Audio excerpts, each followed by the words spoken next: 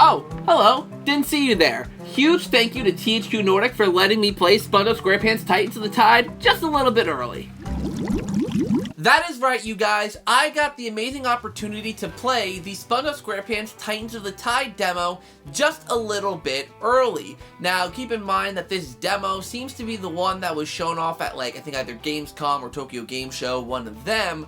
But there's a little more here than we saw in some of that early footage. So today, I'm going to be talking about my experience with the demo, and I will be talking about some of the stuff that wasn't seen before, that is completely new. So if you plan on playing the demo, because I do believe there's going to be a public version of this demo, if you're going to play it and you don't want to know any of this stuff, you can go in fresh and blind.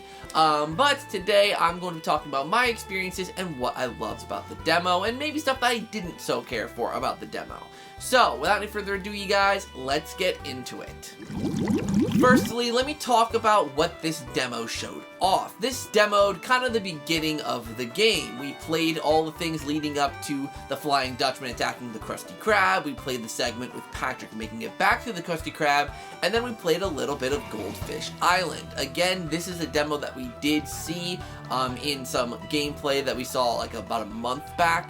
So I actually got to play all that, and it was really, really fun. But there was some stuff that we didn't get to see in that older demo or that older gameplay, from a month back. We actually got to see that floating Krabby Patty thing, and not to toot my own horn, but my speculation was correct. This is basically like the Odyssey from Super Mario Odyssey, where it's a little airship, we fly around, and that's how you traverse from each level to the next. On this airship, you can do things like buy costumes in the shop, you can explore around a little bit, and there will be the odd task or two that Mr. Krabs will ask you to do on the ship. Now, it doesn't seem like a lot of gameplay is going to be here, but like I said, I only got to play a small chunk of the game, so anything is possible. But then another part that we didn't get to see in the older gameplay is that there's quite a few side objectives, and I actually want to take a decent amount of time to talk about these, because most of the side objectives that I did were on Goldfish Island. Goldfish Island hosts a number of different SpongeBob characters like Sandy, Mrs. Puff, Larry the Lobster, and each of them have different objectives for you to complete. And I actually want to take a second to compare these side objectives to the ones that were in the Cosmic Shake, because I like the side objectives in Titans of the Tide way more than I liked the side objectives in the Cosmic Shake. Now let me tell you guys what the difference between the two games are. If you guys remember from the Cosmic Shake, basically after you completed a level, there would be one of the characters that needed you to complete some sort of side objective for them. For example, Sandy needed you to collect hot magma for something related to her lab, so you need to go back into Kelp Forest and collect those magma pieces. And basically every single character was as simple as going back into a level you already played and looking for a specific item. This game, thankfully, completely changed that. In Goldfish Island, for example, certain characters need you to do certain tasks, like in the Cosmic Shake, but they have a lot more variety. For example, Larry the Lobster has a race for you to complete that will test your platforming skills, and obviously I kind of suck here in my gameplay footage of it because for some reason my controller started having issues, so I had to switch to keyboard and mouse, and I suck with keyboard and mouse, so I apologize for the shoddy gameplay.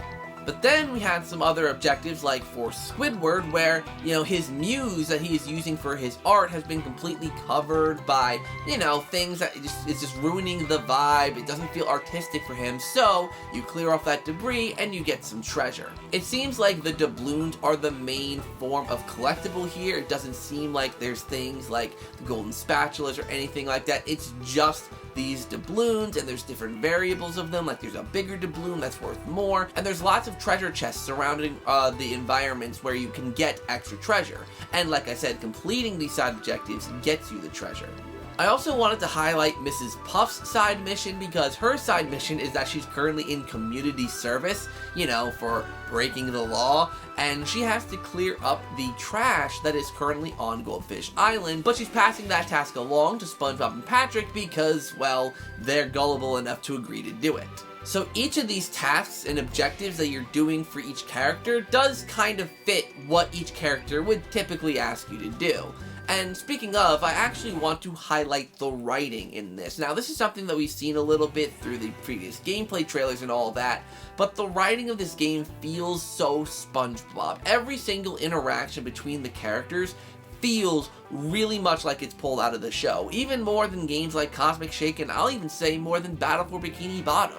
It really feels like you're watching the show as you're watching these characters interact, and it's really, really nice. And that goes into the animation for some of the cutscenes as well. Some of these cutscenes are animated really freaking well, and it really shows how much Purple Lamp have improved in their animation. But a complaint that I have, which is actually a concern I raised in a previous video, is some of the cutscenes, and they're not really even cutscenes, it's mostly when you're having two characters just kind of talk to each other. They don't look as nice. It just looks like you're watching a stage performance and you're just watching two characters kind of have a conversation. The camera doesn't even jump between the characters really, so it just makes any kind of instance where you're talking to a character feel really static when there's no camera movement. It's just two characters kind of vaguely animating the words they're saying. It's not as impressive, but thankfully the actual real cutscenes of the game are good enough to really make up for those lackluster dialogue sequences. I also wanted to point out the music in this game because for me, so far, it's kind of a mixed bag. Like I mentioned before, some of the music is really kind of stock, like it just feels like the generic SpongeBob music, but there is some music that I heard that is really freaking good. I mean, the freaking title music is an absolute banger. I don't know what they were doing, but like, they heated this one up in the studio.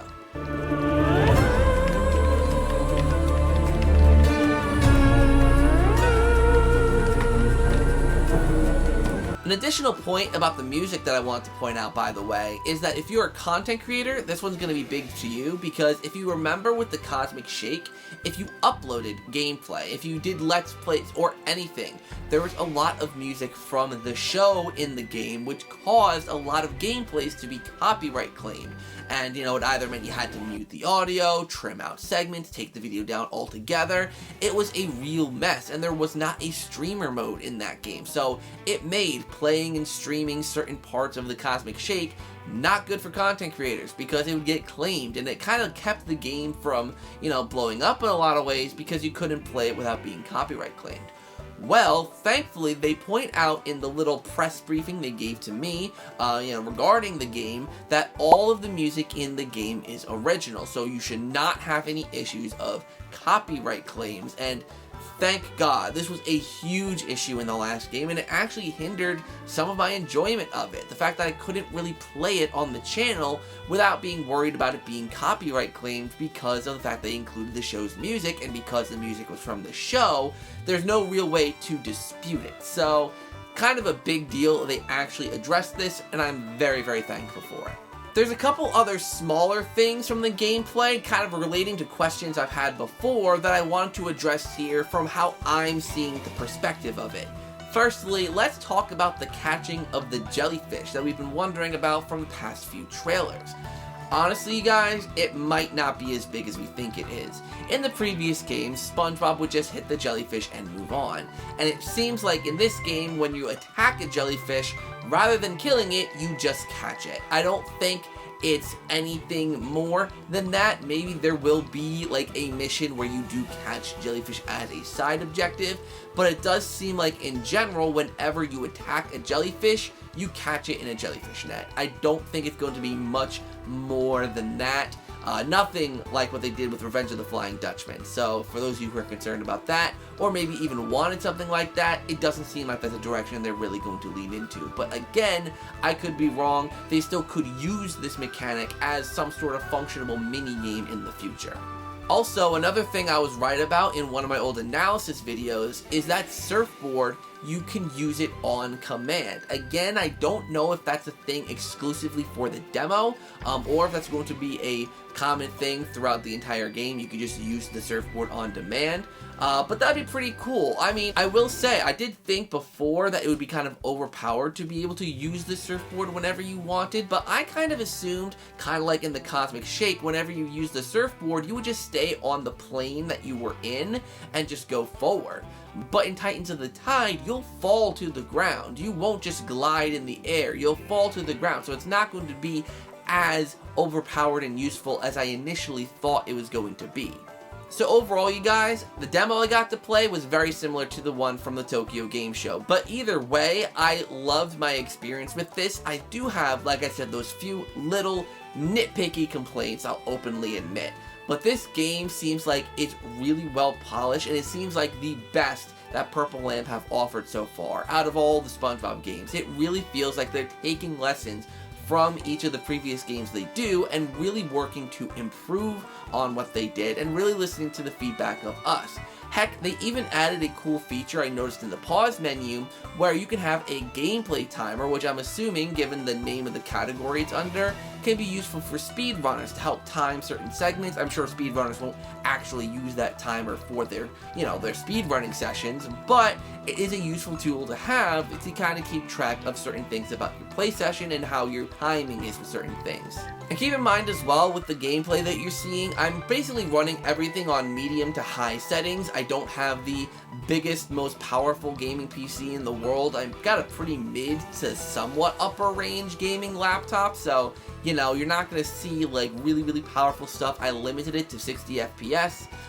It probably dipped below that. I honestly probably didn't even notice. I did notice some artifacting or some weird stuff in some of the cutscenes, but the game looks great. The game plays great. The game comes out in just over a month on November 18th, and it is coming out on basically everything: Nintendo Switch 2, PlayStation 5, and Xbox Series, as well as obviously PC.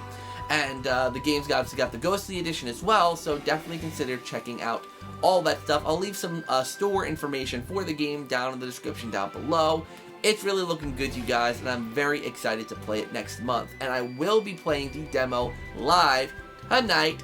Time to be determined. Keep an eye on for these, the stream page. It'll give you the time and everything there once I put it up, because I'm recording this like the week before, and I don't know how I'm gonna schedule it all out. So thank you guys so much for watching today's video. I really hope you enjoyed. Like, comment, and subscribe. All that stuff down below. Hit that notification bell so you can be notified of whenever I upload videos.